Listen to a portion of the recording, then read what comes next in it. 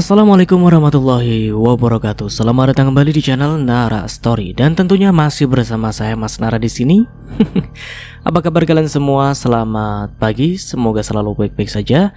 Sehat badannya, dilimpahkan rezekinya dan dihindarkan dari segala mara bahaya. Amin. Di kesempatan kali ini saya akan menceritakan sebuah cerita drama rumah tangga dengan judul Nasib Pembantu, melanjutkan dari part sebelumnya. Oke, seperti biasa sebelum ke ceritanya, bagi kalian yang belum subscribe channel Nara Story, silahkan bisa subscribe dulu lah dan aktifkan lonceng notifikasinya agar kalian tidak ketinggalan cerita menarik dari channel Nara Story. Dan jangan lupa juga untuk share and like, tentunya agar Mas Nara lebih semangat lagi untuk menghibur kalian. Oke, kalau sudah, terima kasih. And so just try keep up with me. Apa maksudmu, Dika? Kesalahan besar apa? Aku tidur dengannya. Aku melakukannya saat mabuk semalam, ucap Mahardika dengan suara rendah namun penuh penyesalan. Kamu sungguh biadab, Mahardika. Kamu rela mengkhianatiku demi pembantu kotor dan rendahan itu. Jangan mulai, Clara. Kamu gak berhak berkata seperti itu setelah apa yang kamu lakukan dengan sopirmu itu. Jangan pikir aku juga gak tahu. Pasti yang kamu kandung itu juga anak dia, kan? Jadi ini balasanmu, ya? Membela seorang pembantu hanya untuk membuatku merasa bersalah. Ini bukan soal balas dendam. Ini soal tanggung jawab. Aku akan menikahi Laras. Gak ada yang bisa melarangku. Kamu mau menikahi orang rendah seperti dia? Kamu pasti sudah kehilangan akal sehat. Dia itu kaum yang kastanya rendah. Apa kata keluarga besarmu kalau seorang Mahardika nikah sama babu? Setidaknya aku masih tahu apa itu tanggung jawab. Lebih dari yang bisa kamu pahami. Clara merenggut, tetapi tidak bisa berkata-kata lagi. Mahardika berbalik dan keluar dari kamar, meninggalkan Clara dalam kemarahan dan keterkejutannya. Namun di balik keberanian yang dia tunjukkan, hati Mahardika tetap diliputi rasa cemas. Di mana Laras? Apakah dia benar-benar telah pergi untuk selamanya? Pikirannya dipenuhi berbagai kemungkinan buruk. Tetapi dia tahu satu hal, dia tidak akan berhenti mencari gadis itu. Bagaimanapun caranya, dia akan menebus kesalahannya. Mahardika kembali mencari Laras. Dia berdiri di lorong yang menghubungkan kamar-kamar para pembantu. Nafasnya memburu, emosinya tak terkendali. Dia mengetuk pintu pertama, kamar Ratna. Ratna, buka pintunya. Ada apa, Tuan Mahardika? Ada masalah? Laras, di mana dia? Kamu tahu kemana dia pergi? Laras? Saya nggak tahu, Tuan. Tadi malam saya masih melihat dia ada di kamar tamu. Setelah itu saya nggak tahu karena saya istirahat di kamar ini. Tanpa menjawab, Mahardika bergegas menuju kamar berikutnya. Kalian tahu di mana Laras? Kami nggak tahu, Tuhan. Tadi pagi dia masih di kamar tamu. Tapi malam kami tidak melihatnya lagi karena kami sibuk kerja. Dia pergi tanpa bicara apapun. Enggak, Tuan. Tapi tadi pagi setelah Tuan ke kantor, Nyonya marah-marah sama Laras. Vas dan segala macam dilempar ke Laras. Untung saja nggak kena. Iya kan, Nyat? Nama Clara membuat amarah Mahardika kembali membara. Dia mengusap wajahnya dengan frustasi sebelum bergegas keluar rumah. Mahardika melajukan mobilnya tanpa tujuan jelas. Lampu-lampu jalanan yang berkelap-kelip hanya menjadi latar bagi pikirannya yang semakin kalut. Mobilnya berhenti di depan sebuah warung kecil di pinggir jalan. Dia turun dan bertanya kepada penjaga warung. Pak, apa Anda melihat seorang gadis muda, kulitnya cerah, rambutnya panjang, mungkin bawa tas besar, namanya Laras? Gak tahu, Pak. Di depan sini banyak orang lewat, jadi saya yang gak tahu siapa saja. Apalagi sehari ini saya juga sibuk ngeladenin pembeli. Mahardika kembali ke mobil, tangannya mencengkeram setir dengan kuat. Kemana kamu, Laras? Dia melanjutkan pencarian, menyusuri jalanan-jalanan yang semakin sepi. Sesekali dia berhenti keluar dari mobil untuk bertanya kepada orang-orang yang ia temui. Tetapi tidak ada yang tahu keberadaan Laras. Pikirannya mulai dipenuhi skenario terburuk. Apakah Laras terluka? Apakah dia sengaja pergi untuk menghilang selamanya? Atau apakah dia akan mencoba melakukan sesuatu yang membahayakan dirinya sendiri? Di tengah perjalanan ponsel Mahardika berbunyi. Dia segera merogohnya dari saku dan melihat nama Yoga di layar. "Kamu di mana, Dika? Apa masih di kantor?" "Aku udah pulang. Udah ketemu Laras. Gimana? Kamu bilang mau tanggung jawab kan?" "Aku masih di jalan. Laras pergi dari rumah." "Entahlah. Clara mungkin mengancamnya hingga dia nekat kabur." "Astaga. Kenapa jadi rumit? Cari Dik. Kasihan dia. Dia gak ngerti keadaan kota ini. Apalagi dia gak pernah keluar rumah. Iya, ini aku masih usaha nyari. Semoga dia gak jauh dari rumah." "Entahlah. Dia gak ada uang. Gak mungkin dia naik kendaraan." Yoga terdiam sejenak sebelum berkata, "Hati-hati di jalan, Dik. Jangan sampai kau kelelahan sendiri. Telepon lagi kalau kamu ada kendala. Aku akan bantu nyari." Mahardika mematikan telepon tanpa menjawab. Dia menatap jalan di depannya, menghela nafas panjang. Hatinya berbisik bahwa Laras ada di luar sana sendirian, terluka oleh kenyataan yang dia buat. Dalam keheningan malam, dia terus melaju, membawa serta rasa bersalah yang kini menjadi beban terberat dalam hidupnya. Bagaimanapun juga dia bertekad, dia harus menemukan Laras. Dan ketika itu terjadi, dia akan memastikan gadis itu tahu bahwa dia tidak akan pernah lepas tanggung jawab atas apa yang telah dia perbuat. "Ya ampun. Kamu di mana?" bisik Mahardika lirih. Langit kelam menggelayut sejak tadi, tetapi Laras baru menyadarinya saat kakinya mulai pegal setelah 1 jam berjalan. Jalanan kota besar itu begitu asing baginya. Gedung-gedung tinggi menjulang, kendaraan berlalu lalang tanpa henti, dan orang-orang berjalan tergesa-gesa seolah tak memedulikan sekeliling. Laras dengan baju lusuh dan wajah penuh kecemasan tampak seperti serpihan yang terseret di tengah badai. Dia berdiri di sebuah halte bus yang lenggang. Tubuhnya yang lelah langsung terduduk di salah satu kursi besi dingin. Nafasnya memburu, bercampur dengan suara langkah kakinya yang sebelumnya terburu-buru. Seketika langit pecah, hujan turun dengan derasnya. "Ya Tuhan, aku harus bagaimana sekarang?" bisik Laras, matanya menatap jalan yang kini basah oleh air hujan. Dia memeluk tas kecil yang dibawanya erat-erat. Satu-satunya barang yang berhasil dia bawa dari rumah besar itu, rumah tempat Clara. Nyonyanya yang memperlakukannya lebih seperti budak daripada seorang manusia. Juga penghuni rumah lainnya yang tak ramah dan juga membawa kesialan kepadanya. Semua yang terjadi padanya karena utang Kamal ayah tirinya kepada Juragan Jarwo. Dia anak tiri yang tak pernah dianggap dijadikan jaminan untuk melunasi semua itu.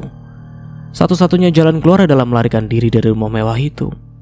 Meski terlambat daripada dia terus mendapat ancaman dan penganiayaan oleh Nyonya Clara. Namun sekarang Laras sadar, pelariannya tak benar-benar terencana. Dia tak membawa uang, tak tahu harus kemana, dan yang terburuk, dia takut pulang ke kampung. Kamal pasti akan menghajarnya, dan Juragan Jarwo, dia pasti menginginkan membayangkan ancaman pria itu. "Kalau saja aku punya tempat untuk lari," gumamnya dengan lemah. Tiba-tiba seorang lelaki tua dengan jas hujan plastik yang sudah sobek di sana sini berdiri di dekat halte. Dia menatap Laras dengan raut penuh tanya. "Nah, kamu baik-baik saja? Kau sendirian di sini?" tanyanya dengan suara berat namun lembut. Laras mengangkat wajahnya. Air mata yang tadi dia tahan-tahan jatuh tanpa izin. Saya nggak tahu harus kemana, Pak." Lelaki tua itu terdiam sejenak. Dia menatap Laras dengan pandangan iba, lalu menghela nafas panjang. "Kalau kamu nggak keberatan, ikut ke tempat saya sebentar. Nggak mewah, cuma gubuk kecil. Tapi setidaknya kamu nggak kehujanan begini." Laras ragu. Dia tak mengenal lelaki itu, dan rasa takut yang selalu membayangi membuatnya cemas. Namun apa pilihannya? Tetap di sini di bawah hujan yang semakin deras, atau menerima uluran tangan yang entah akan membawanya kemana? "Ayo nak, hujan makin lebat. nanti kamu sakit. Laras menatap tangan itu. Baik pak, terima kasih. Langkah mereka menyusuri gang kecil yang penuh genangan air. Laras menggigil, tapi ada sedikit harapan yang tumbuh di hatinya. Mungkin ini awal dari sesuatu yang baru. Mungkin dia akan menemukan jalan keluar dari semua penderitaannya. Atau mungkin Tuhan mendengar doanya di bawah derasnya hujan tadi. Hujan masih deras mengguyur seakan enggan mereda. Laras mengikuti langkah lelaki tua itu menuju sebuah rumah di ujung gang sempit. Cahaya remang dari lampu jalan hanya memberi sedikit penerangan, menciptakan bayangan panjang di sepanjang jalan yang becek. Namun ketika semakin dekat, telinga Laras menangkap sesuatu. Suara pria-pria yang berbicara keras di depan rumah itu membuat langkahnya terhenti. Gadis itu siapa?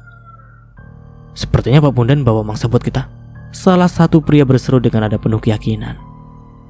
Iya. Dari jauh udah nampak kecantikannya dan kepolosannya. Aduh, rezeki nomplok dapat mangsa yang datang sendiri nih, saut yang lainnya. Laras membeku. Lututnya gemetar bukan hanya karena kedinginan, tapi juga ketakutan.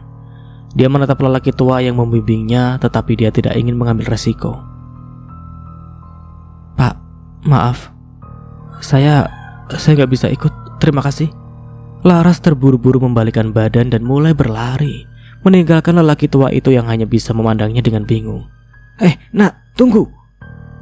Panggilnya tapi Laras tak menoleh. Ia terus berlari, menyusuri jalanan kecil menuju jalan besar.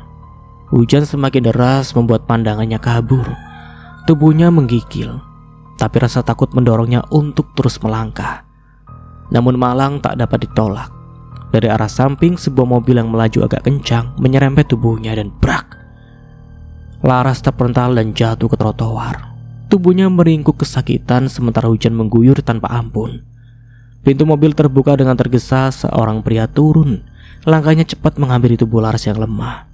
Ketika pria itu mendekat, wajahnya yang basah oleh hujan pun tertegun.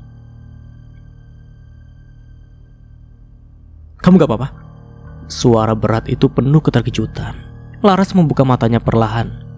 Ya, sosok itu, Mahardika, sang majikan yang sebenarnya jadi salah satu alasan dia kabur dari rumah mewah itu. Tuan Mahardika. Laras, ya ampun, aku mencarimu kemana-mana. Mahardika segera berlutut, memeluk tubuh Laras yang lemah tanpa peduli hujan yang semakin mengguyur. Tubuh Laras terasa dingin dan basah membuat rasa bersalah menyeruak di dadanya. Laras, ya Tuhan, apa yang kamu lakukan di sini? Tuhan, aku... Saut Laras dengan bibir menggigil. Kamu kedinginan, Laras. Ayo masuk ke mobil, lalu ceritakan semuanya padaku. Mahardika dengan hati-hati mengangkat tubuh Laras dan membawanya ke mobil. Laras mematung, tak berani protes ataupun mengeluarkan suara. Di dalam mobil, Mahardika segera meraih jas yang ada di jok belakang dan menyelimutkan ke tubuh Laras. Dia menatap gadis itu dengan penuh rasa bersalah dan simpati. Bibir Laras yang memucat dan tubuhnya yang gemetar membuat hatinya semakin hancur. Kenapa kamu kabur, Laras? Apa yang sebenarnya terjadi? Kau itu membuatku cemas. Sebenarnya ada apa? Tuhan, saya gak sanggup lagi untuk tinggal di sana. Saya takut. Apa karena Clara? Laras bungkam tak mau menjawab pertanyaan Mahardika. Mahardika menghela nafas panjang. Laras, dengar baik-baik. Aku gak akan biarkan Clara menyakitimu lagi. Kamu gak akan lagi merasakan kesakitan sendiri. Aku janji bakal melindungimu. Tapi, Tuan, saya hanya pembantu. Anda tak perlu melindungi saya sedemikian rupa. Saya gak mau jadi penyebab rumah tangga Anda dan Nyonya Clara bermasalah. Enggak, Laras. Kamu bukan penyebab hubungan kami bermasalah. Kamu gak tahu Clara telah menyakitiku. Dan aku lelah, Laras, harus menjadi budak Clara. Hidupku terkekang harus bertanggung jawab pada hal itu. Dan hal itu bukan perbuatanku, Laras. Laras, aku akan melindungimu. Percayalah padaku. Air mata Laras mengalir semakin deras. Hatinya yang selama ini penuh ketakutan mulai merasakan kehangatan. Mahardika menatapnya dalam-dalam, mengelus pipi Laras yang basah oleh air mata. Sudah, jangan menangis lagi. Ada aku. Kamu gak perlu takut. Lalu dia melajukan mobilnya perlahan menembus derasnya hujan yang mengguyur. Di dalam mobil yang melaju perlahan menembus hujan, keheningan yang mencengkeram terasa di antara Mahardika dan Laras. Hanya suara derasnya air yang menghantam kaca jendela yang menemani mereka.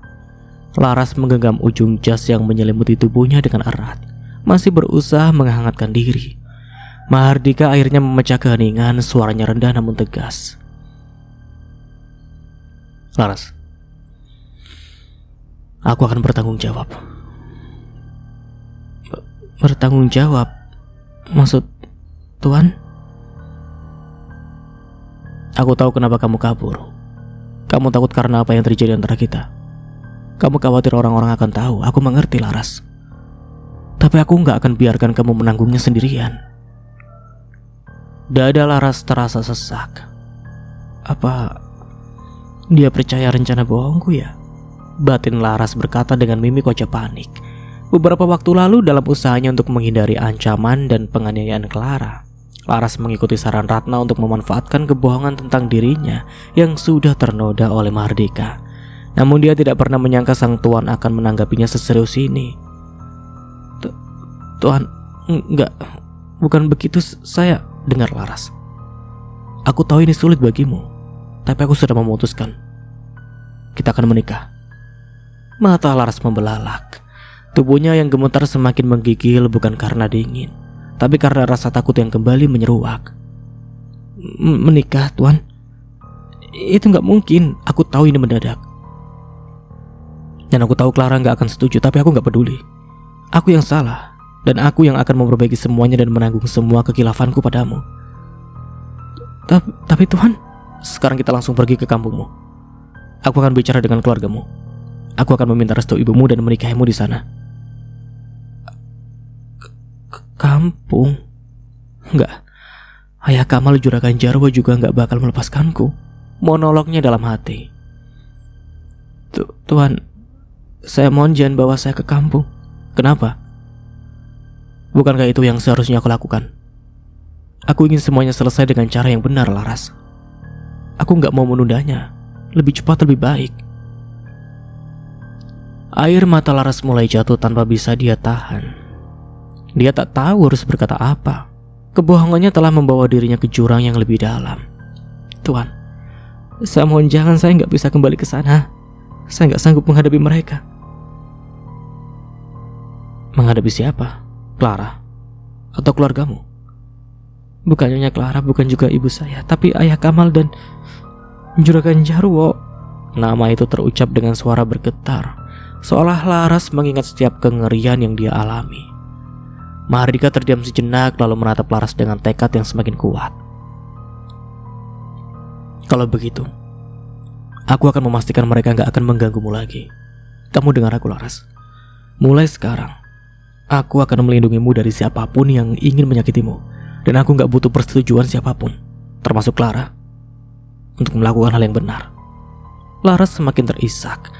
Hatinya bergolak antara rasa takut dan keterkejutan. Dia tidak pernah membayangkan Mahardika akan bertindak sejauh ini. Tuan, saya gak pantas untuk semua ini. Kamu pantas mendapatkan hidup yang lebih baik, Laras.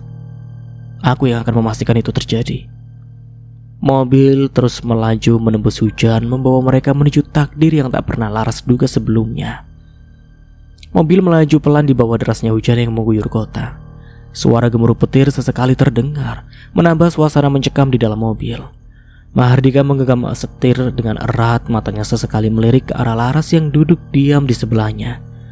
Hatinya masih berdebar, lega karena akhirnya menemukan Laras setelah berjam-jam mengelilingi kota dalam kepanikan.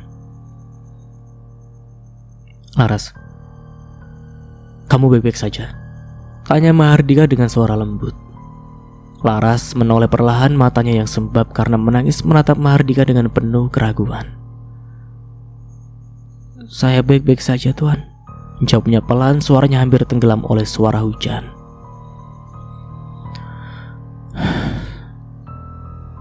Aku minta maaf, Laras. Aku benar-benar gak menyangka Clara bisa sekejam itu kepadamu. Sumi dan Yuti cerita kalau Clara mengamuk saat aku ke kantor. Aku merasa sangat bersalah karena tak ada di rumah pagi tadi. Laras hanya mengangguk menundukkan kepala. Saya mungkin juga salah. Kalau Nyonya tahu saya sudah bersama Tuan, mungkin dia juga semakin marah. Saya pergi karena tak ingin semua berubah kacau. Kamu takut dengan Clara kan? Emosinya tinggi. Kadang aku kewalahan memahaminya. Tapi Laras, jangan tolak niatku untuk bertanggung jawab padamu. Kamu mau kan jadi istriku? Saya gak pantas, Tuan. Lagi pula saya gak apa-apa. Tuan gak perlu bertanggung jawab. Sudah sepantasnya orang miskin seperti saya ini memang tak boleh kurang ajar. Andai Tuan tak bertanggung jawab, saya juga gak bakal nuntut. Mahardika merasakan hatinya tersayat mendengar kata-kata Laras. Dia tahu sebagai majikan dia telah gagal melindungi Laras. Aku akan bertanggung jawab, Laras. Aku akan bicara dengan keluargamu, dan aku akan meminangmu. Aku ingin menebus semua kesalahanku. Kamu jangan merasa rendah. Bagiku semua orang sama, punya hak yang sama pula. Tuan serius mau menikahiku? Tapi bagaimana dengan Bu Clara? Aku gak peduli lagi. Yang penting sekarang adalah kebahagiaanmu. Aku gak mau dikatakan sebagai pria pengecut karena mangkir dari tanggung jawab. Aku janji, Laras, aku akan membuatmu bahagia. Jadi jangan khawatirkan apapun. Laras merasakan kehangatan dari genggaman tangan Mahardika. Untuk pertama kalinya dia merasa ada harapan di tengah kegelapan hidupnya. Dan untuk pertama kalinya dia mendapatkan perhatian dari lawan jenis. Terima kasih, Tuan, ucapnya lirih, air mata kembali mengalir di pipinya. Namun kali ini bukan karena kesedihan, melainkan harapan. Mobil terus melaju membawa mereka menuju masa depan yang baru, diiringi derasnya hujan yang seakan menjadi saksi bisu perjalanan mereka. Ketika Mahardika dan Laras akhirnya tiba di kampung Laras setelah beberapa jam perjalanan, suasana berubah menjadi lebih tenang meskipun masih ada ketegangan yang tersisa. Kampung itu tampak damai dengan rumah-rumah tradisional dan pepohonan hijau yang rimbun. Hujan mulai mereda, menyisakan aroma tanah basah yang menyegarkan. Mahardika memarkir mobil di pinggir jalan, sedikit jauh dengan rumah keluarga Laras. Mereka berdua keluar dari mobil, dan Laras tampak gugup. Tuan, saya takut bagaimana reaksi keluarga saya. Jangan khawatir, Laras. Aku akan berbicara dengan mereka. Aku akan menjelaskan semuanya. Mereka berjalan menuju rumah melewati jalan setapak. Setelah dekat, Laras mengetuk pintu rumah yang sudah luntur catnya itu dengan sedikit ragu. Tok tok tok. Dan saat pintu terbuka, wajah ibu Laras muncul dengan wajah cemas dan juga kaget. Namun sesaat kemudian, wajahnya berubah menjadi lega saat dia melihat putrinya ada di depannya langsung. Laras, ini kamu, Nak. Kamu pulang, serunya sambil memeluk Laras dengan erat. Laras menangis dalam pelukan ibunya. Ibu, maafkan saya nggak ingin membuat ibu khawatir. Saya ingin terdesak dan pergi dari rumah tanpa pamit. Mahardika berdiri di samping mereka, menunggu dengan sabar. Setelah beberapa saat dia berbicara dengan suara tenang. Bu, saya Mahardika. Saya datang ke sini untuk meminta maaf dan bertanggung jawab atas apa yang terjadi pada Laras. Ibu Laras menatap Mahardika dengan mata penuh pertanyaan. Apa maksudmu, Pak Mahardika? Siapa Anda ini? Saya majikan Laras. Saya ingin meminang Laras, Bu. Saya tahu saya telah membuat banyak kesalahan, dan saya ingin menebusnya. Saya ingin Laras bahagia. Suasana menjadi hening sejenak. Ibu Laras tampak terkejut, namun kemudian dia mengangguk perlahan. Anda gak salah mau meminang putriku. kami ini bukan dari keluarga berada. Lihat Pak, rumah kami saja mirip gubuk. Saya serius Bu. Saya nggak melihat latar belakang Laras. Hanya satu tujuan saya ke sini, yaitu untuk meminang Laras. Apa Ibu setuju? Saya bingung, tapi kalau Pak Mahardika serius, saya pun akan merestui. Laras menatap Mahardika dengan mata berkaca-kaca. Terima kasih Pak. Saya gak tahu harus berkata apa. Mahardika tersenyum lembut. Syukurlah, Ibu memberiku restu. Aku sangat berterima kasih. Kita akan memulai hidup baru Laras, bersama-sama. Jadi gak perlu terus berterima kasih. Pak, mari masuk dulu. Maaf ya rumahnya kumuh dan kotor. Gak perlu minta maaf. Jangan terlalu merendah Bu, sahut Mahardika sambil tersenyum tipis. Dia menggandeng tangan Laras untuk masuk ke dalam. Saat mereka melangkah masuk ke dalam rumah, suasana yang tadinya tenang berubah menjadi tegang. Kamal, ayah tiri Laras, muncul dari dalam dengan wajah merah padam. Laras, kenapa kamu pulang tiba-tiba? Dan siapa pria ini? Suaranya menggelegar membuat Laras gemetar ketakutan. Kamal melangkah cepat ke arah Laras, tangannya terulur hendak menyeret lengan Laras. Kamu pikir bisa kabur begitu saja dan kembali seenaknya? Aku masih punya hutang sama Juragan Jarwo. Jadi kembali ke kota sebelum mereka menangkapmu. Namun sebelum Kamal bisa menyentuh Laras, Mahardika dengan sigap berdiri di antara mereka. Pak, tolong tenang. Saya Mahardika, majikan Laras. Saya datang ke sini untuk menjelaskan semuanya. Apa yang kamu lakukan di sini? Apa yang kamu inginkan dari Laras? Saya datang untuk bertanggung jawab atas apa yang terjadi pada Laras. Saya tahu dia telah mengalami banyak penderitaan, dan saya ingin memperbaiki semuanya. Saya ingin meminang Laras dan memberikan kehidupan yang lebih baik untuknya.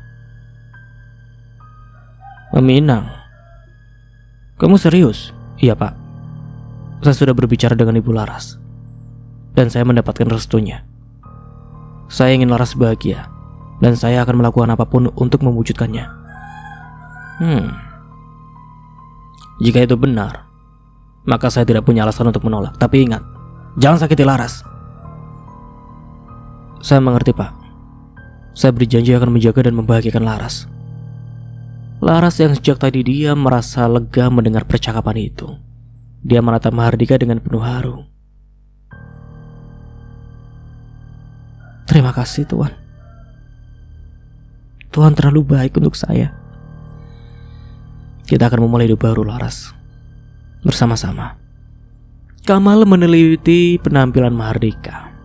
Otaknya dipenuhi rencana, bibirnya tersenyum tipis.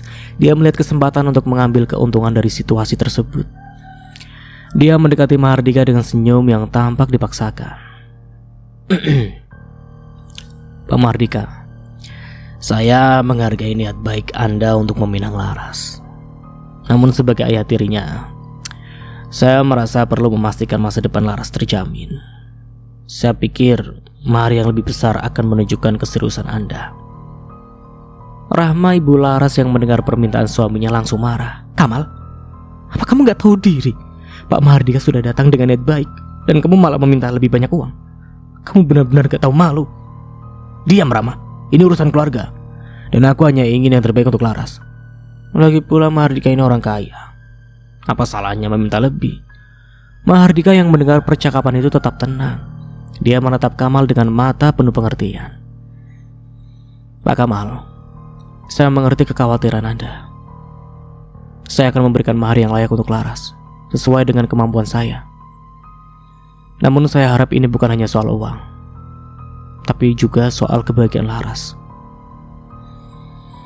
Baiklah kalau begitu. Saya hanya ingin memastikan Laras mendapatkan yang terbaik. Laras masih tampak marah, namun dia menahan diri untuk tidak memperpanjang pertengkaran.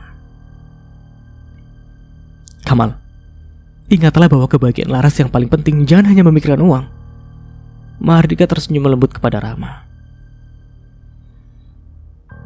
Terima kasih Bu Rahma. Saya berjanji akan menjaga dan membahagiakan Laras. Laras hanya bisa diam mendengar permintaan ayah tirinya. Dia merasa tak berdaya. namun tak ingin memperkeruh suasana. Saat mereka berdua di dalam rumah, Laras menatap Mahardika dengan mata penuh penyesalan. Tuan, saya minta maaf atas permintaan ayah tiri saya. Saya tahu itu nggak pantas. Nggak apa-apa, Laras. Permintaan Pak Kamal itu wajar. Dia hanya ingin memastikan masa depanmu terjamin. Aku mengerti kok. Hari itu Mahardika mengajak Laras ke toko perhiasan yang ada di kampungnya. Mereka berjalan mengendarai mobil menuju toko perhiasan kecil yang terletak di sudut kampung. Mahardika ingin membelikan perhiasan untuk mahar pernikahan mereka. Ambil perhiasan yang kamu suka, Laras, pesan Mahardika saat turun dari mobil. Laras hanya mengangguk menanggapi ucapan Mahardika. Sesungguhnya dia tidak enak hati, namun karena Mahardika menarik tangannya untuk masuk, dia pun tak mau protes karena beberapa orang tengah melirik kepadanya. Di dalam toko, Laras tampak canggung saat memilih-milih perhiasan. Mahardika memperhatikan dengan senyum, merasa bahagia melihat wajah Laras tak menyiratkan kesedihan lagi. Namun kebahagiaan mereka terganggu ketika beberapa anak buah Juragan Jarwo melintas di depan toko. Salah satu dari mereka melihat Laras dengan segera menghampirinya. Laras, kamu harus ikut dengan kami. Juragan Jarwo ingin bertemu denganmu, kata salah satu dari mereka dengan nada memaksa. Laras terkejut dan ketakutan. Tapi kenapa? Saya gak punya urusan dengan Juragan Jarwo. Kamu itu jadi jaminan utang bapakmu. Ikut kami, atau aku seret paksa. Mahardika yang merasa terusik segera berdiri di depan Laras. Apa maksud kalian? Laras gak akan pergi kemana-mana. Jika Juragan Jarwo ingin bertemu, hadapi aku dulu. Anak buah Juragan Jarwo tidak terima dengan sikap Mahardika. Kamu siapa berani-beraninya menghalangi kami? Ini urusan kami dengan Laras.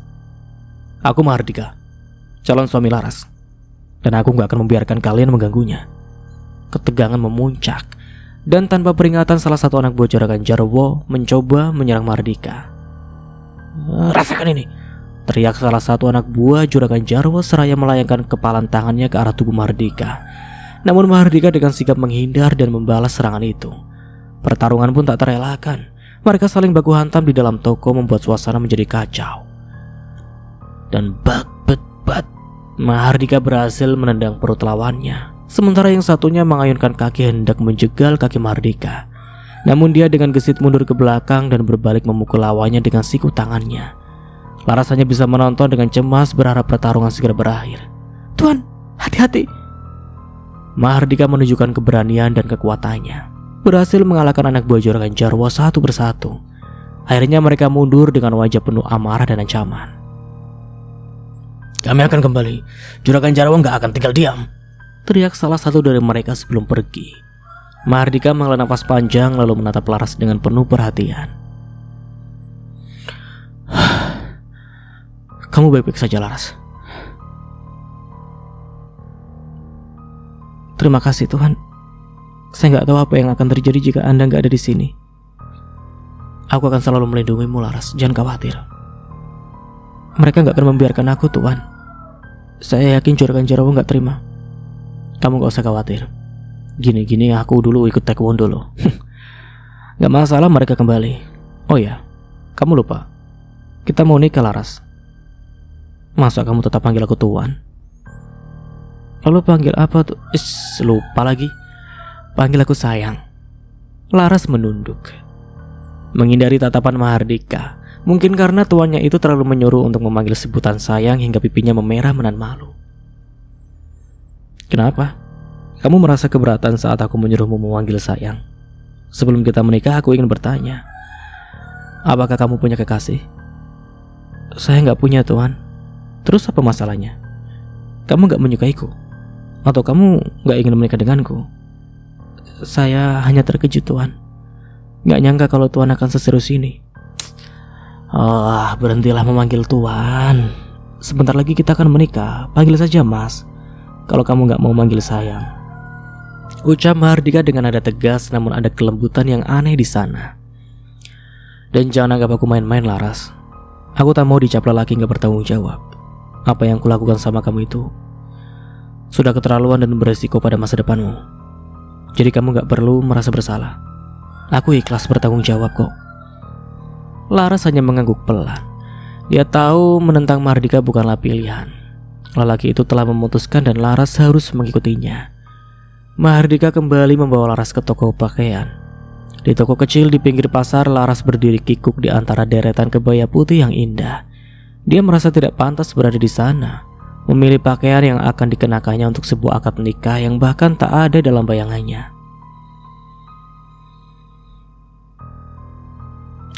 Yang ini cocok untukmu. Jangan yang ini terlalu mahal, tuan. Udah, jangan membantah. Aku gak peduli berapa harganya.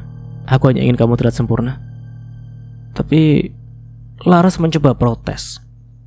Namun suaranya melemah ketika Mahardika melangkah ke kasir menyerahkan sejumlah uang tanpa bertanya lagi.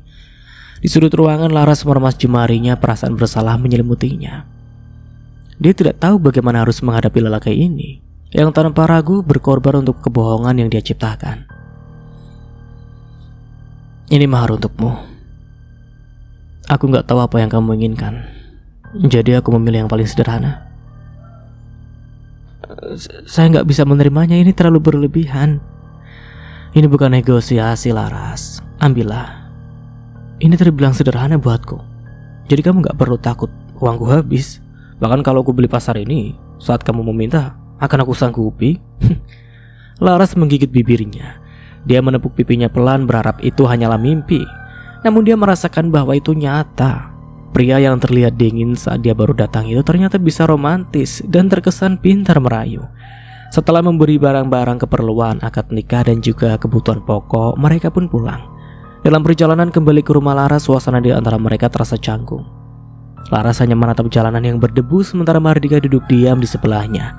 Tangannya menggenggam setir dengan mantap. Kenapa kamu diam? Kalau kamu gak mau menikah denganku, katakan, Laras. Aku gak mau kamu tertekan menikah denganku. Saya tidak tahu harus berkata apa. Jika Nyonya Clara tahu, maka dia akan kecewa. Lagi pula saya gak selevel dengan Tuan. Aku nanti malah memperburuk citra Tuan. Jadi aku tak memaksa Tuan untuk menikahiku. Aku hanya ingin bertanggung jawab. Apa setelah semua yang kamu jaga aku renggut, bakal ada pria yang mau menikah denganmu? Maaf, aku salah. Aku membuatmu semakin terpuruk, Laras. Jadi kali ini aku akan merubah nasibmu.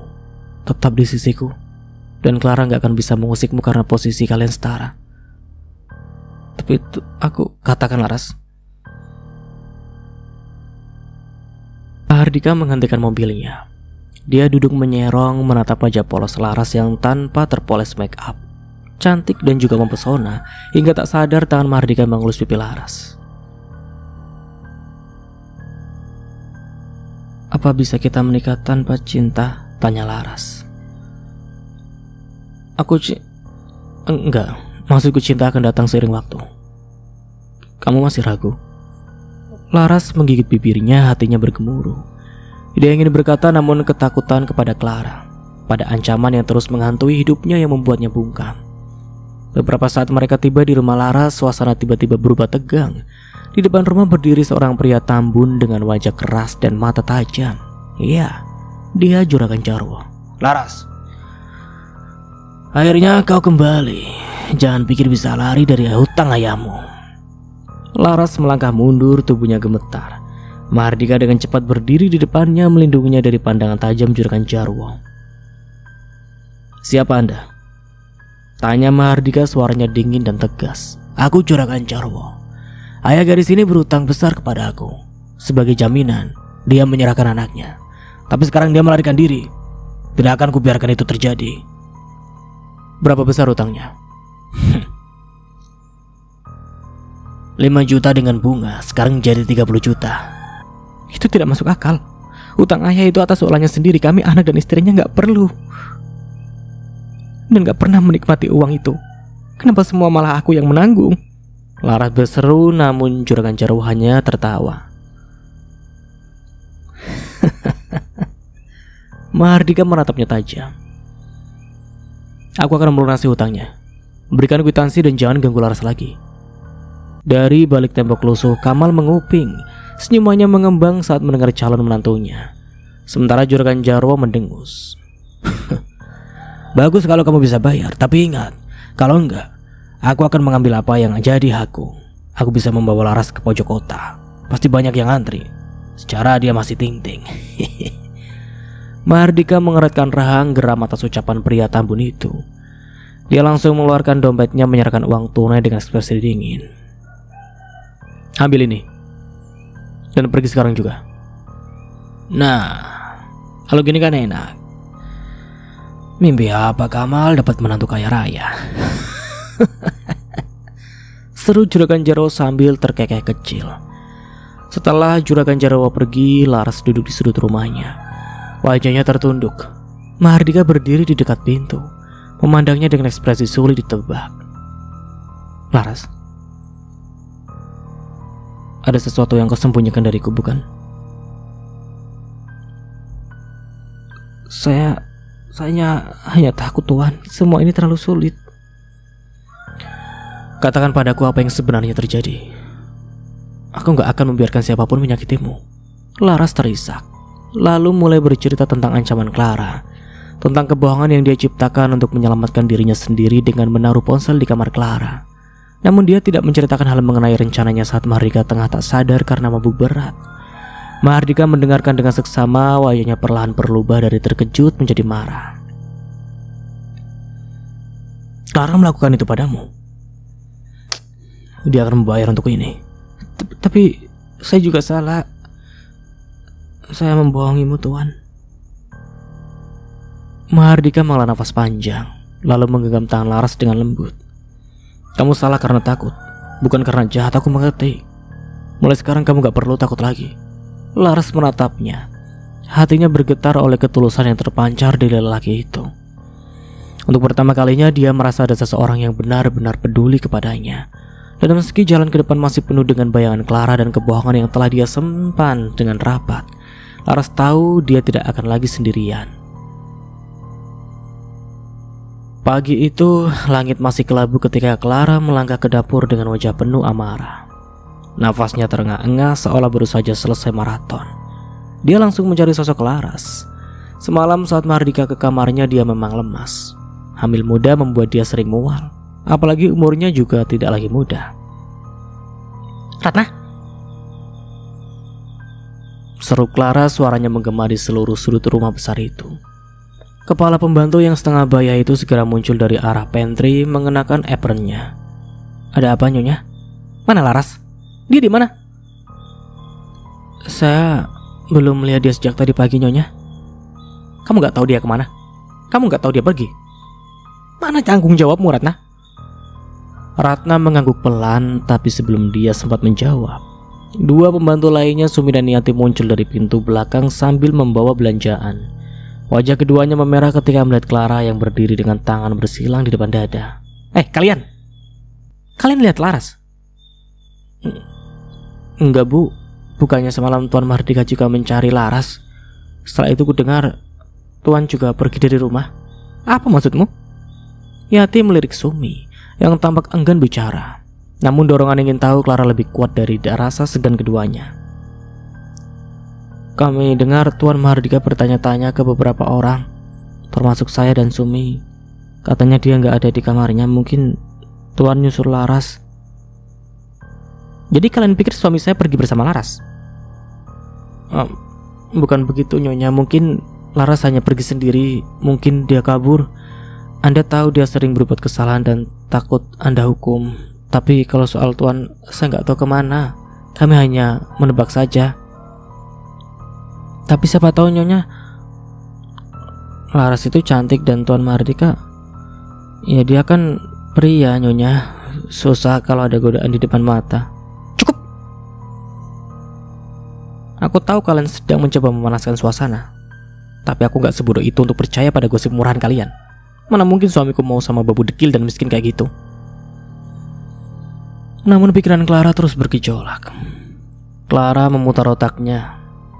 Laras, Mahardika, dan rekaman video itu. Dia mendadak menatap tajam ke arah Ratna. Kau yang memberikan rekaman itu pada Mahardika, bukan? Enggak, Nyonya, saya enggak pernah melakukan itu. Kau pikir aku percaya? Aku tahu kau ingin melindungi Laras. Apa kau tahu di mana dia sekarang? Laras juga nggak punya ponsel. Gak mungkin dia merekam. Demi Tuhan Nyonya, saya benar-benar gak tahu. Laras gak pernah bicara saya dan gak pernah berbicara apa-apa pada saya. Pembohong. Kamu tahu siapa wanita yang akan dinikahi suamiku? Saya gak tahu Nyonya, percaya sama saya. Bahkan saya gak tahu kalau Tuan hendak menikah lagi. Ratna mundur beberapa langkah, sementara Yati dan Sumi hanya menunduk, tak berani berkata-kata lagi. Clara tak bisa lagi menahan kemarahannya. Dia meninggalkan dapur dengan langkah cepat menuju mobilnya. Hanya ada satu tempat yang terfikir olehnya sekarang, kantor Mahardika. Setibanya di kantor suaminya, Clara langsung menuju meja resepsionis tanpa peduli pada tatapan karyawan yang terkejut melihat istri dari pimpinan mereka datang dengan wajah merah padam. Di mana Mahardika? Maaf Bu Clara, Pak Mahardika sedang tidak ada di ruangan. Clara mendengus, lalu tanpa memedulikan larang resepsionis, dia menerobos masuk ke lift dan naik ke lantai tempat ruangan Mahardika berada. Setibanya di sana, dia langsung mendorong pintu ruangan suaminya. Kosong, tak ada siapapun di sana. Clara? Suara itu datang dari belakang. Clara berbalik dan melihat Yoga, sekretaris sekaligus sahabat Mahardika, berdiri di ambang pintu. Pria itu menatapnya dengan ekspresi campuran khawatir dan prihatin. Yoga, di mana Mahardika? Clara, tolong tenang. Mahardika sedang rapat di luar. Pelankan sedikit suaramu agar tak mengganggu karyawan yang lain. Kamu pikir aku bodoh, Yoga?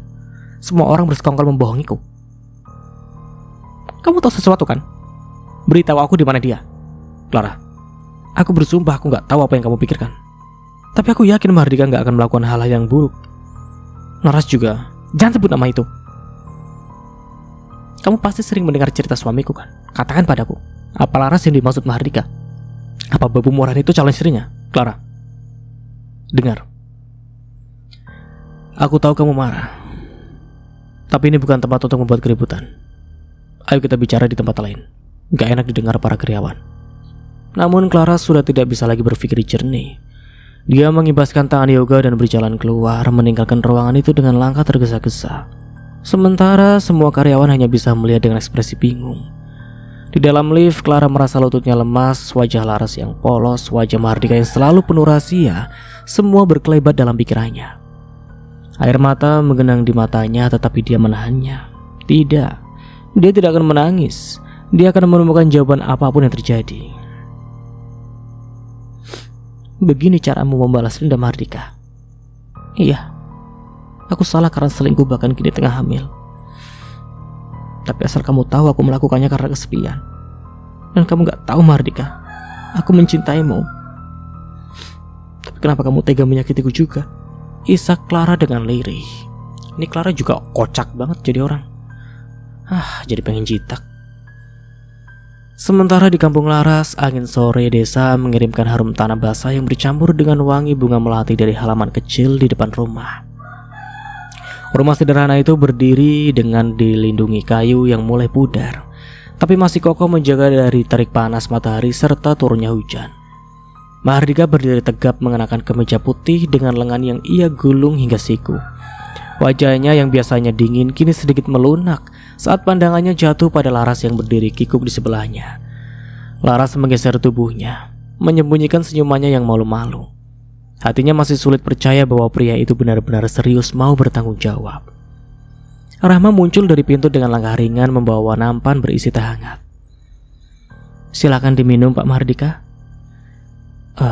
Terima kasih Bu Rahma, jawab Mahardika membungkukkan sedikit tubuhnya dengan sopan. Dia kemudian merogoh saku jasnya dan mengeluarkan segepok uang yang sudah dia siapkan. Dia menyerahkan uang itu pada Rahma dengan gerakan hati-hati. Ini Bu, untuk membeli bahan-bahan makanan dan keperluan lainnya untuk akad nanti. Saya ingin semua berjalan lancar. Kalau kurang, Anda tinggal bilang padaku. Pak Mahardika, ini terlalu banyak. Ini cukup, bahkan lebih. Suaranya lirih tapi penuh rasa syukur yang sulit dia sembunyikan.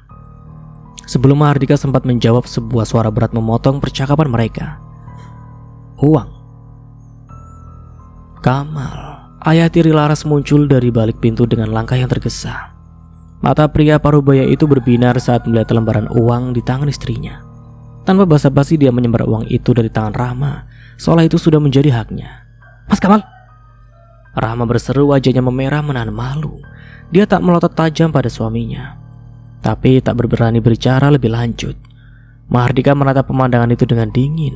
Dia berdiri dari kursinya, tubuhnya yang tinggi menjulang membuat Kamal tampak kecil. Dengan langkah tenang tapi tegas dia mendekat pria itu. Pak Kamal, uang itu bukan untuk Anda. Itu untuk kebutuhan acara pernikahan saya dan Laras. Santai saja nak. Uang ini kan juga untuk keluarga. Lagi pula saya hanya pinjam sebentar. Pinjam untuk apa? Judi? Atau melunasi utang Anda pada rentenir lagi? Saya sudah melunasi utang Anda berikut dengan bunganya.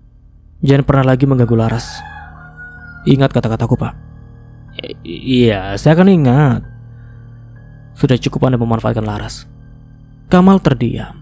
Rahma menunduk merasa malu, sementara Laras mencengkeram ujung bajunya bingung harus berbuat apa. Berbaik-baik Pak Kamal. Jika Anda benar-benar peduli pada Laras dan keluarga ini, berhentilah mencari masalah. Jangan sampai saya harus turun tangan untuk menyelesaikan semuanya dengan cara saya. Kamal bergeming. Wajahnya memerah antara marah dan malu. Tapi ada sesuatu dalam suara Mahardika yang membuatnya memilih mundur. Dengan canggung dia meletakkan kembali uang itu di meja. Rahma menarik nafas lega meski wajahnya masih penuh rasa canggung. Maafkan kelakuannya Pak Mahardika. Saya akan pastikan uang ini digunakan sebagaimana mestinya. Mahardika hanya mengangguk lalu beralih memandang Laras yang menunduk diam. Laras, ayo masuk. Kita bicara di dalam. Laras mengangguk mengikuti Mahardika masuk ke rumah, meninggalkan Rahma dan Kamal yang masih terdiam di depan pintu. Di dalam hati Laras ada rasa lega sekaligus takut. Mahardika memang tegas, tapi dia juga tahu pria itu selalu menepati janjinya. Mahardika melangkah masuk ke ruang tengah rumah itu. Langkahnya perlahan tapi penuh keyakinan. Laras mengekor di belakangnya. Laras. Iya Tuan, di mana kamar kamu? Kamar saya Tuan. Iya kamar kamu. Jangan salah paham. Aku hanya ingin beristirahat sebentar. Perjalanan dari kota cukup melelahkan. Badanku juga masih lemas. Belum begitu sehat. Oh, iya tentu Tuan. Jawab Laras menunduk malu. Dia segera melangkah lebih dulu, memimpin Mahardika menuju kamarnya yang terletak di sudut rumah. Setelah membuka pintu, Laras melangkah masuk lebih dulu membiarkan Mahardika mengikutinya. Kamar itu kecil, hanya berisi sebuah ranjang kayu sederhana, lemari tua dan sebuah meja kecil yang dipenuhi buku-buku usang. Mahardika berhenti di ambang pintu memperhatikan setiap sudut kamar itu. Matanya tertuju pada ranjang kayu yang terlihat kecil dan sedikit lapuk. Dia membayangkan tubuhnya yang tinggi harus berbaring di sana dengan kaki tertekuk. Maaf Tuan. Kamar saya kecil, nggak seperti kamar Tuan di rumah. Maaf kalau ini nggak nyaman. Laras, kamu nggak perlu minta maaf. Kamu tahu apa yang membuat tempat ini nyaman untukku? Karena kamu ada di sini. Rumah, kamar atau apapun itu gak akan berarti tanpa orang yang membuatku merasa diterima. Jadi berhenti merasa rendah diri. Aku di sini bukan untuk menilai apapun tentang hidupmu. Aku di sini karena aku ingin menikahimu. Tapi Tuan, sudah nggak apa-apa. Sekarang duduklah di sini sebentar. Kita nikmati sore ini bersama. Laras hanya bisa menunduk, membiarkan dirinya menikmati momen langka bersama pria yang tak pernah ada dalam benaknya bakal menikahinya. Apa ini mimpi? Ini semua terlalu aneh untukku. Enggak mungkin Tuhan jadi begini. Enggak mungkin dia mau menikahiku, seorang pembantu yang banyak kekurangan. Ini enggak nyata kan Tuhan? Batin Laras dalam hati. Di sebuah ruang tamu yang telah disulap menjadi aula sederhana, deresan kursi plastik berjajar rapi. Karpet merah membentang di tengah, memandu langkah siapa saja menuju meja kecil tempat ijab kabul akan berlangsung. Di atas meja itu mahar dan mas kawin tergeletak, menjadi saksi bisu atas momen penting yang akan terjadi. Mahardika duduk dengan wajah tegang di sebelah penghulu, sesekali mengusap telapak tangannya yang mulai basah oleh keringat. Meski ini bukan pertama kali dia melafalkan ijab kabul, Perasaan gugup tetap menguasainya. Dadanya berdegup kencang. Di hadapannya Laras duduk dengan kepala tertunduk anggun. Kebaya putih yang dikenakannya begitu sederhana namun memancarkan aura kecantikan yang tak biasa. Rambutnya tersanggul rapi dengan sentuhan make up tipis yang mempertegas pesona alaminya. Mahardika beberapa kali melirik ke arahnya namun segera mengalihkan pandangan, takut jika Laras menyadari kegugupannya. "Sudah siap, Mas?" bisik penghulu, suaranya rendah namun penuh wibawa. Mahardika menarik nafas dalam-dalam mengangguk perlahan. "Ya, bismillah," gumamnya nyaris tak terdengar. Penghulu itu lalu memulai prosesi dengan lantunan bismillah, diikuti bacaan ayat-ayat suci Al-Quran. Setelahnya dia menoleh ke arah wali hakim yang telah dipasrahkan Kamal ayah tiri Laras. "Waktunya ijab kabul," ujar penghulu. Dia menatap Mahardika dengan senyum tipis, mencoba memberanikan ketenangan.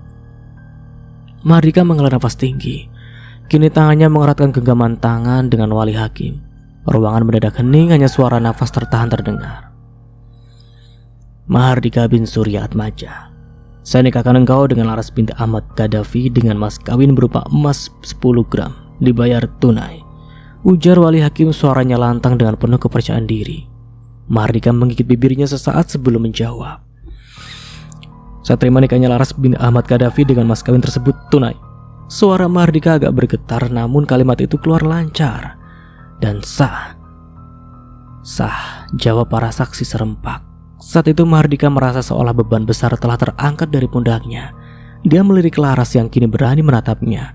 Mata mereka bertemu dan dalam diam keduanya saling mengucap syukur.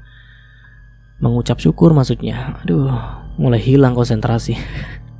Oke, lanjut. Setelah prosesi akad selesai, acara dilanjutkan dengan ramah tamah. Laras berdiri di pintu menyambut tamu satu persatu.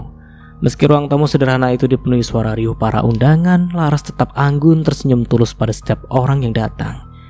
Di sudut ruangan, Kamal tampak sibuk menyalami tetangga dengan sikap pongah. "Alhamdulillah, anak saya ini menikah dengan bos besar. Tahu, Mahardika itu pengusaha sukses," katanya dengan nada tinggi sengaja agar semua orang mendengarnya. "Jangan remehkan saya lagi. Menantuku bukan orang biasa, jadi kalian harus jaga sikap denganku," sambung Kamal masih terus menyombongkan diri. Tetangga-tetangga hanya memberi anggukan singkat disertai senyuman canggung yang terselip di sudut bibir mereka ketika mendengar kesombongan Kamal yang tak tertahankan. Sementara itu Laras hanya tersenyum secara sopan, seolah-olah tiada gundah yang mengusiknya.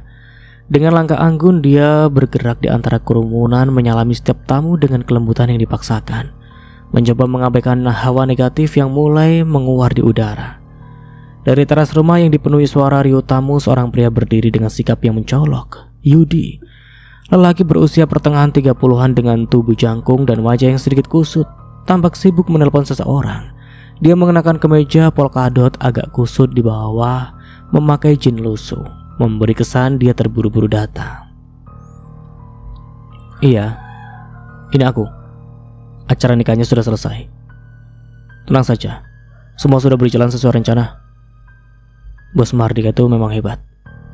Laras pun sekarang aman." Nada suaranya terdengar tegas meski sengaja dipelankan.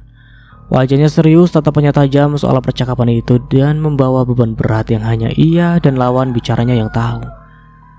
Di halaman beberapa tetangga berbicara sambil melirik ke arah Laras. Wanita itu masih berdiri anggun, bersalaman dengan tamu yang terus berdatangan. Kebaya putih yang dikenakannya memancarkan kesederhanaan dan keanggunan sekaligus. "Cantik sekali ya Laras. Beruntung sekali dia nikah sama bosnya. Siapa yang gak kesengsem sama dan pengen menikahi dia. Orang anakku dulu juga naksir, tapi Larasnya gak gubris sama sekali," bisik seorang ibu-ibu parubaya yang kepada temannya. "Iya ya, apalagi suaminya itu kelihatannya matang. Bukan cuma soal umur, tapi wibawanya. Lihat saja tadi saat ijab kabul. Meskipun gugup, tetap ada kesan kuat," saut yang lain dengan anggukan setuju. "Setuju. Rezeki Laras dapat suami kaya, biar gak diperes keringetnya sama Kamal," imbuh tetangga lainnya. Yudi mendengar gumaman pujian itu sekilas, namun dia tak terpengaruh. Perhatiannya masih tertuju pada telepon. "Aku harus pergi sekarang. Nanti kita bicarakan lagi. Jangan sampai ada yang tahu soal ini. katanya sebelum menutup panggilan. Yudi menghela nafas dalam-dalam dan menyelipkan ponselnya ke dalam saku. Pandangannya menyapu kerumunan, berhenti sejenak di wajah Laras. Ada sesuatu dalam tatapannya, bukan sekedar kekaguman, melainkan campuran rasa bangga sekaligus kelegaan. Dia lalu melangkah menjauh dari kerumunan, menghilang di balik pagar. Pesta pernikahan sederhana akhirnya selesai menjelang senja. Para tamu telah pulang, menyisakan sisa-sisa riuh kebahagiaan yang perlahan redup di dalam rumah sederhana itu. Rahma, ibu Laras, tersenyum puas melihat putrinya yang kini telah resmi menjadi seorang istri. Dia menepuk lembut bahu Laras yang tengah membantu merapikan beberapa piring di dapur. Sudah nak, biarkan ini ibu yang urus. Kamu dan suamimu masuklah istirahat di kamar. Hari ini pasti melelahkan. Iya bu. Tuhan, kata ibu kita istirahat di kamar. Baiklah, sautnya lalu bangkit berdiri. Mereka berjalan menuju kamar sederhana milik Laras. Begitu pintu tertutup, keheningan menyelimuti mereka. Laras berdiri canggung di depan ranjang, sementara Mahardika melepas jasnya dan menggantungkan di kursi kayu. Capek juga ya seharian tadi, ujar Mahardika mencoba mencarikan suasana. Dia mulai membuka kancing kemeja putihnya satu persatu, memperhatikan kaos di dalamnya. Laras yang berdiri membelakangi suaminya langsung menutup mata dengan kedua tangan ketika menyadari hal itu. Tuan, jangan di sini. Laras, aku cuma ganti baju. Kita ini suami istri sekarang, ingat? Kenapa kamu masih manggil aku Tuan sih? Laras tak menjawab.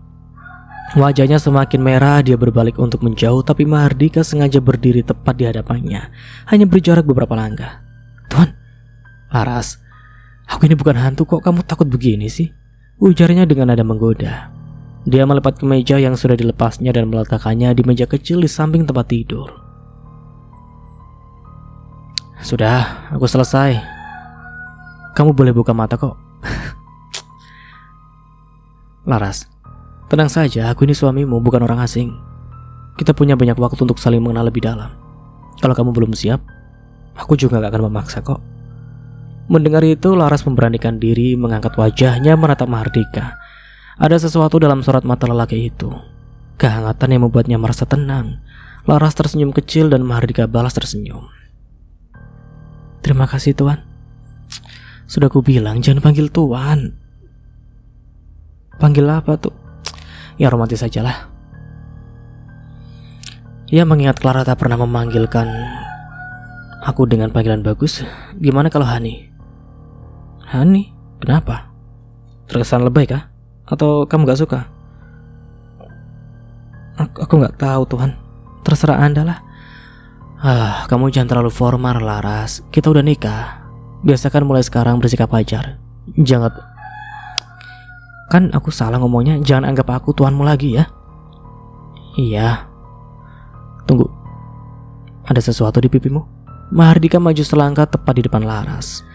Dia menunduk mengelus pipi Laras dengan lembut. Kamu cantik hari ini. Dan Mahardika mencuri ciuman di pipi Laras, membuat gadis itu membeliak kaget. Tuhan menciumku. Mencium istri itu kan gak dilarang kan? Tenang, aku gak akan minta lebih kalau kamu belum siap.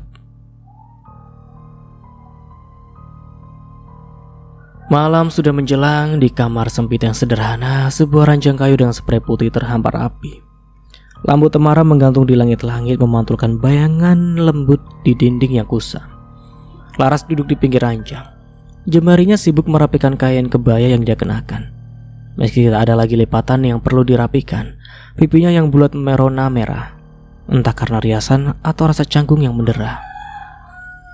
Mahardika berdiri tak jauh dari pintu, mengamati istrinya yang sah dengan senyum kecil yang tak ia sembunyikan. Meski ruangan ini jauh dari mewah, pesona Laras membuat segala sesuatu tampak percaya. Laras? Iya Tuan. Kamu tahu kan? Kamu itu cantik sekali. Aku gak sedang gombal. Ini murni ucapan jujur dari bibirku. Tuhan bisa aja. Aku serius Laras. Kamu ini seperti bulan di malam yang gelap. Aku bersyukur sekali kamu sekarang ada di sini, di sisiku. Kamu masih lupa kenapa manggil aku Tuan? Laras tersipu. Dia merasa tubuhnya bergetar bukan karena dingin, tapi karena sesuatu yang baru dia rasakan. Perasaan hangat yang aneh namun menyenangkan. Namun suasana itu mendadak pecah ketika ponsel Mahardika yang tergeletak di meja kecil bergetar keras, diikuti suara dering yang menusuk keheningan. Laras terkejut, sementara Mahardika menghela nafas pelan sebelum meraih ponsel itu. Nama Yoga tertera di layar. Mahardika mengangkatnya menyandarkan tubuh ke kursi kayu di dekat jendela. Ada apa, Yok? Clara tadi datang ke kantor. Dia ngomong gak jelas. Dia tahu tentang Laras. Kamu sudah nikahi Laras? Dia datang sendiri. Iya, dia ngamuk, membanting barang-barang. Karyawan panik, Dik. Kalau begini terus, ganggu kinerja karyawan. Kamu belum jawab pertanyaanku. Kamu udah nikah sama Laras? Yoga, dengarkan ya. Aku tak ingin malam ini dihancurkan oleh ulahnya. Bilang pada Clara, kalau dia terus seperti ini, aku tidak segan-segan melaporkannya ke polisi atas penganiayaan Laras dulu. Jangan lupa tekanan. Jangan lupa tekankan bahwa apa yang dia lakukan bisa berujung pidana. Baik, Dika. Saya akan urus ini. Aduh, kamu jangan bikin aku penasaran lah. Kamu udah tanggung jawab sama Laras. Sudah nih, di kamar. Tapi kamu ganggu. Udah minum jamu. Kamu kan lama gak emang masih kuat? Gila kamu ini semprol ya. Jangan gila lah kamu, Yok. Minum jamu plus telur bebek, dicamun tokcer. Kamu tenang, aku gak bakal ganggu kok. Mati malam pertamamu dengan sukacita, Dika. Ya tentu. Setelah panggilan itu berakhir, Mahardika kembali ke sisi Laras. Senyumannya muncul lagi meski kini terasa lebih lelah. Maaf Laras, tadi ada urusan kecil di kantor. Laras hanya mengangguk meski dia tahu ada sesuatu yang tidak beres, tapi dia terlalu takut bertanya. Mahardika meraih tangannya menggenggamnya erat. Aku berjanji Laras, mulai sekarang aku akan melindungimu.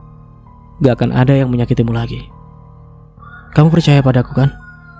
Laras mengangguk lagi, kali ini dengan senyuman tipis meski hatinya penuh tanda tanya. Dia ingin percaya pada lelaki yang kini menjadi suami sahnya.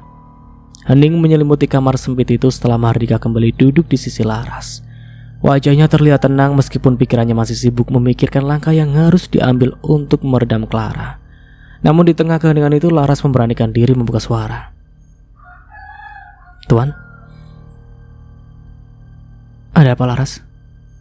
Boleh aku tahu siapa yang tadi menelpon?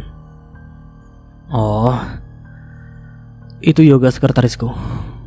Ada masalah kecil di kantor, tapi kamu gak perlu khawatir. Semua sudah beres. Laras mengangguk meski hatinya belum sepenuhnya lega. Dia tidak ingin mendesak, takut menyinggung suaminya. Namun Mahardika merasakan kegelisahan itu. Dia menggenggam tangan Laras dengan kedua tangannya, menatap dalam ke mata istrinya yang polos. Laras, aku tahu pernikahan ini mungkin terasa tiba-tiba bagimu. Tapi aku ingin kamu tahu satu hal. Aku menikahimu bukan karena ibadah atau kewajiban. Aku menikahimu karena aku ingin melindungimu. Kamu sudah terlalu lama disakiti, dan aku tak akan membiarkanmu tersakiti lagi. Mata Laras mulai berkaca-kaca. Kata-kata Mahardika terasa seperti embun di gurun hatinya yang gersang.